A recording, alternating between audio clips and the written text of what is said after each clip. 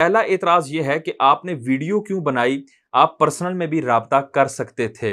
तो इसका जवाब ये है कि उलमा ने वफ़्द की सूरत में और इसी तरह फ़र्दन-फ़र्दन और तहरीर की सूरत में, फ़तावा की सूरत में, इन तमाम तरीकों से जो है मुफ्ती मुनीब रहमान साहब तक अप्रोच की और कई बार जो है उनसे अप्रोच की और उन तक ये सारे मामलात पहुँचाए और इस पर उनसे तौबा और रुजू का मुतालबा किया, वज़ाहत का मुतालबा किया। कोई मुस्बत जो है वो नतीजा बरामद नहीं हुआ और इन तमाम चीज़ों के शवाहिद हमारे पास मौजूद हैं। जब इंशाल्लाह कोई मौका बनेगा तो हम वो शवाहिद भी पेश करेंगे, लेकिन ये तमाम तर कोशिशें की जा चुकी और फिर मैंने जो है वो वास्ते के साथ भी कोशिशें की कि जी ये सारे मामलात के ऊपर ये तौबा और रुजू रिकॉर्ड करवा दें, तौबा रुजू कर लें, क्योंकि खाली कमरे में बैठकर, बंद कमरे में बैठकर रुजू और तौबा इनका मोतबर नहीं होगा। पर लाजिम है कि सोशल मीडिया के ऊपर आकर या तो ऐसी कोई दलील, शरई दलील पेश करें कि जिनसे इनकी ये तमाम चीज़ें जो हैं वो जायज़ साबित होती हों और इनके ऊपर कोई भी एतराज़ का गुबार बाकी ना रहे,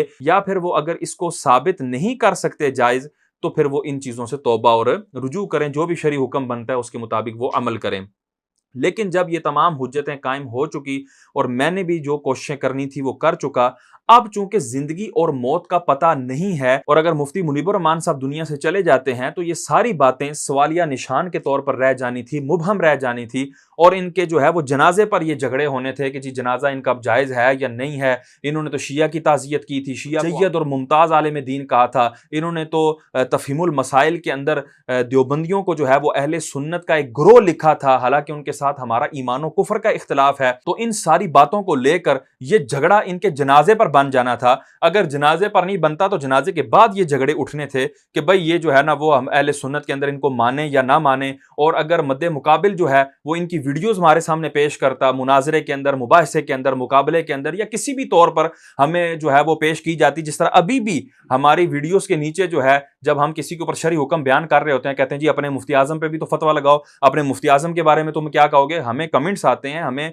वीडियोस शेयर की जाती हैं, हमें इनकी तस्वीरें शेयर की जाती हैं कि ये देखो तुम जो हुक्म बयान कर रहे हो सैयदी आला हज़रत के फतावा की रोशनी में, ये तो तुम्हारे मुफ्ती आजम साहब भी कर रहे हैं। तो इस तरह की चीजें जो हैं वो जो अभी इनकी जिंदगी के अंदर ही हमें पेश की जा रही हैं और हम पर दलील के तौर पर पेश की जा रही हैं, तो ये बाद में भी पेश की जानी थी। तो ये तमाम चीजें जो है वो अहले सुन्नत के खाते में पड़ जानी थी। तो इन तमाम चीजों से अहले सुन्नत के दामन को बचाने के लिए, इस बात के लिए मैंने जो है ये वीडियो बनाकर डाल दी। तो कल को कोई हम पर एतराज नहीं कर सकता, हम उसको यही जवाब देंगे जो एतराज करेगा कि भाई इन अफ़आल से, इन मामलात से, इन अक़वाल से, इन तहरीरात से अहले सुन्नत का कोई ताल्लुक नहीं है। ये हमने उनकी जिंदगी में ही शरई हुक्म वाज़े कर दिया था।